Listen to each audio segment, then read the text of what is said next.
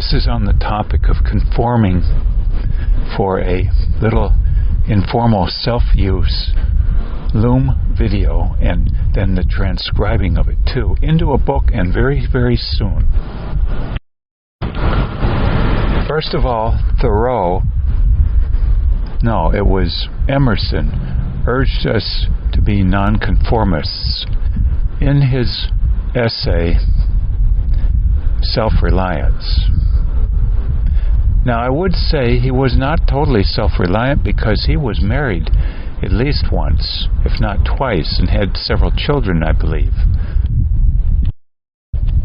And as per great material put out by that expert on self-esteem, Nathaniel Brandon,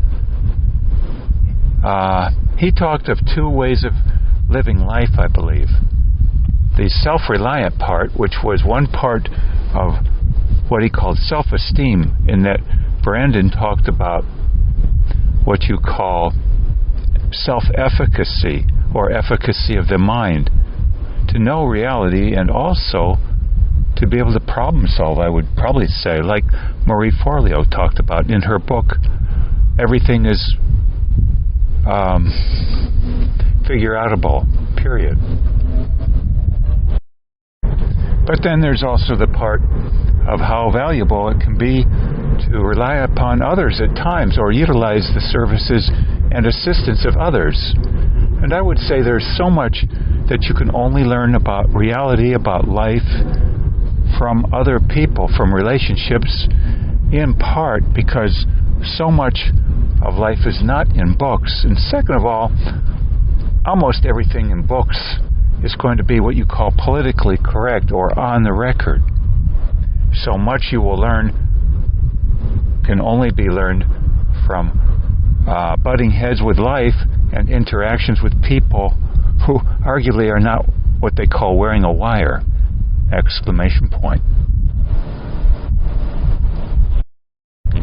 And of course, at times, self-reliance does no good if you're ill and laid up in bed or have a broken leg, and you have no neighbors to help you, no relatives, no spouse, no children, and no big fat bank account for $50 an hour or more paid assistance through some kind of agency. And even then, it's very questionable what you will get and for how long, and the general stability of that whole situation. Now, as per one book I wrote recently, enter the title here, I see conforming being basically of two parts. Formerly, the idea that if you didn't conform, you'd be kicked out of the village, literally, or tribe, and starved to death. But now, with social nets and everything, which didn't exist in the caveman days or whatever, till recently, basically, of recent age, our problem now is not starving to death, at least in the short run, or even running out of money as to where you will live, but rather it's how to cope with your thoughts alone in a room, as per Pascal, or Blaise Pascal, and the philosopher more recently, Camus, both of who talked of this idea, and I mentioned it in one of my books. And Warren Bruner really liked that comment or two, as per one of my most recent pocket books from Lulu that I had published. If we do not conform, we will not only find ourselves alone, but we will find ourselves subject to what they call scapegoating or gossiping, and sometimes that can be quite malicious to the point where you could be arrested or subject to the psychiatric systems of certain countries and be put in a facility or whatnot where you lose certain liberties, including the liberty of your own clarity of thought. And this even brought up as one of the most troubling things that Napoleon Hill could imagine could happen to a human being, as per what he said in the book he wrote How to Own Your Own Mind, which I have the audiobook version of. Also, if we do not conform and are ejected completely from society, we will find ourselves cut off from certain sources of data, as per what I had referred to earlier, that in relationships, in interactions, you get data that is not in books. And you can't cook up on your own through thinking, because you just can't figure out on your own what other people have gone through, first of all. And it just is not an ideal situation. And if you have utterly no one to talk to, you're going to find that you'll have to get validations on either your denials or what you find virtuous only from books or videos that stream to your little castle, and never from people. And this will be problematic because there are very few people who will go on record with various truths, that is, as opposed to falsehoods, because truth tellers generally will not do so unless they have enough power of a sort to protect themselves in the short run, i.e. enough allies, or to live in a certain region of the country where they have some like-minded people, or maybe they have a lot of allies for a family clan, or there's a lot of wealth they hold, or they literally have a posse of people, such as a politician for Secret Service protection, say,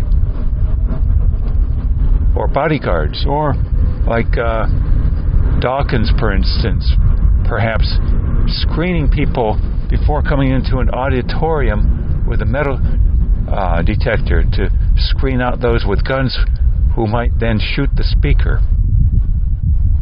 All these truth tellers then, in a minority, just by way of having to have all these extra protections that basically only a president has with Secret Service or the equivalent. Whereas otherwise, if you have interaction with people on an everyday level, they feel much more free to speak up because they don't have to do so on record. And you can thus get validations by informal means, because you probably won't have to check them to see if, quote, they're wearing a wire or have a microphone in general and are beaming something to YouTube, exclamation point. And when I talked about gossip against a person, this is basically part and parcel, I believe, of what you call the phenomenon of displacement upon certain people, or again, scapegoating. And you must have a very fine-tuned mind and a lot of time and courage to stand up to all that. You must basically have a mathematical mind, very powerfully mathematical one, or you won't make it through, in the long run especially. Hence Garrison Keillor wrote the government once when he was drafted, saying why he didn't want to go to the Vietnam War, and he believes someone deep-sixed the paperwork such that he never had been called up. But he said he knew people who refused to serve, and they paid a heavy price, i.e. as per prison or whatever. In fact, some might say such persons who stand up or refuse to conform or whatever are masochists. I would add that a lot of it depends on their attitude toward other people. Are they understanding or not? Such that if not, they will get much more blowback, much more hatred, as per the typical person who starts a Me Too movement and typically sees it collapse and blow up in their own face. Now, I might want to go and get the exact words, but this is tangentially pointed out, interestingly, by Dr. Martha Beck, the sociologist with 3 degrees from Harvard. And she said there's a strong interplay and conflict between being yourself and what you want to be or think reality is versus what society wants. And I call that the pressure to conform. But she never used the word conform, perhaps. But check it out, some of her videos on that. I would even point out that Dr. Grande has done at least some videos on how to live with someone who is delusional, i.e., someone who denies one or more parts of reality of a kingpin nature, some key premise.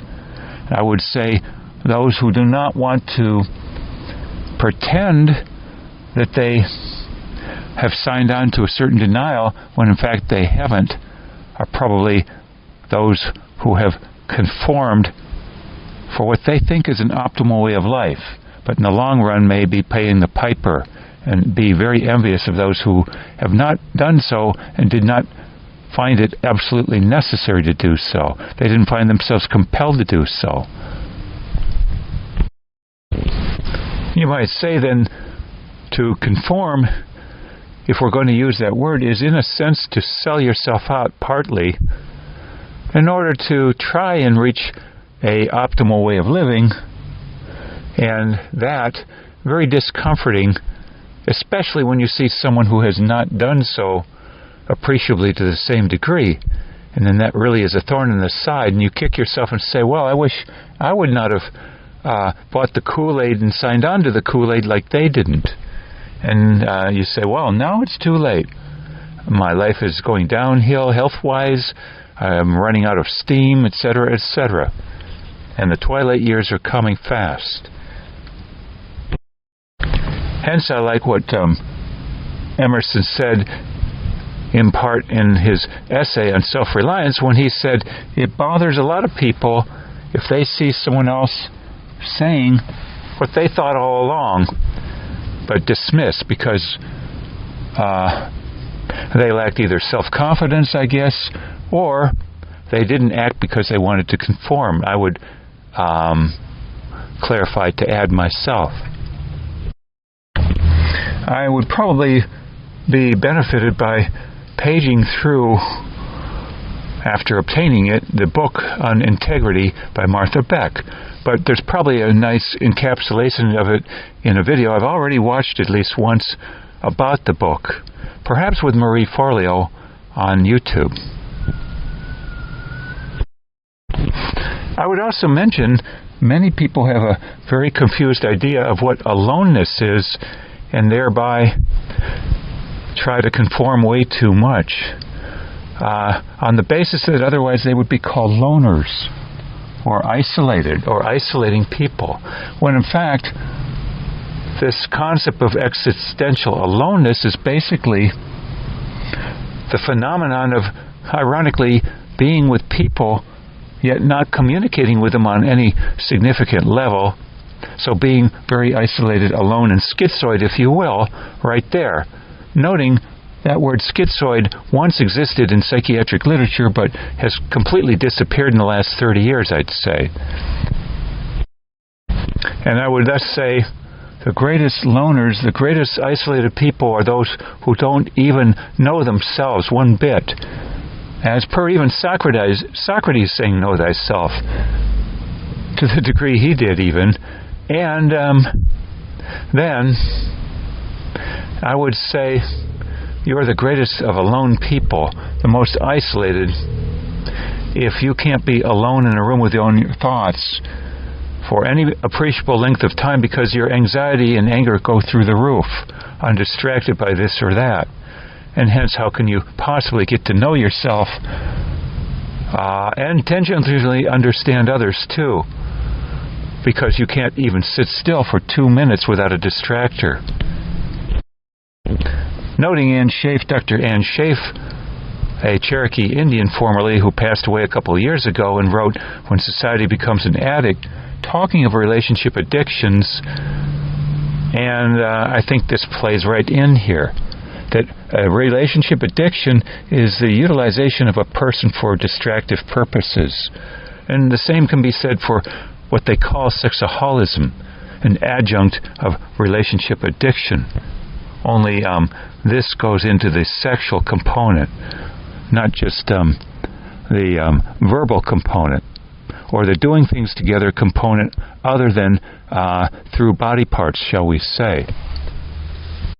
I even have a book I could dig up somewhere in my possession. It's like something lonely or loner. And there's also a book, or rather a movie, I saw way back, like to watch again, The Lobster, of the envy and actions in general of a harsh nature against those who are not married, and obtain interactions of various sorts, shall we say, other than through people. Or maybe forego such completely or semi-completely, like Gandhi, about the point of 35 age onward, with his Brahma Karda, or whatever the word was. And there is some talk of this too, as in some circles of the Hare Krishnas, or whatever. I suppose even the concept of brain sex, whatever that might all involve. But my view in general is a limited amount of sexual activity as per distractions, like Thanksgiving dinner every so often, not every night, or twice a day. And secondly, what is the ultimate cost to be paid if indulged in and somebody gets pregnant and a child have to be raised for 18 years plus? Especially if it's a difficult to raise child because of how the child was brought up in whatever component ways. So thus, I think all of this goes into what we call conforming. And I have my hypotheses that to conform to the concept of marriage and having children can be one of the most interesting and sometimes often vexing issues in certain societies. Noting that Aeon magazine, however you spell that, had an article a couple of years come out about how marriage as a concept is greatly changing. And there are the groups who for years now have been shifting this also, per se, as per whatever you call the LGB groups. I can't remember the exact lettering. Whereby I even was stopped once in a box store 10 years ago or whatever, and chatted a whole hour in the aisle with a woman of about 60 who was lamenting to me about how her son was gay and went to New York City. And I discussed with her my viewpoint then, which probably hasn't changed that much, that it's much more of a lifestyle thing than a genetic issue per se, because of the realities involved in having children through sexual activity of a heterosexual nature, and issues regarding abortion too, and the interplay of all of this, and yet wanting great companionship. Noting, by the way, in the movie with Robert Redford and Morgan Freeman, The Undiscovered Life, I believe it was called, someone saying, that little gal, in fact, that everybody wants love. And somebody said, I think Morgan Freeman, well, you got that right, girl. Hence, even this, a form of non-conforming, I think. And it bugging the heck out of some people, along with issues like masturbation, as non-conforming ways of getting sexual needs met and interactive needs met in general. If you want to call these needs even, or a compromise solution of an alternative sort than traditional, especially in certain religious circles, but not other religious circles, I might add.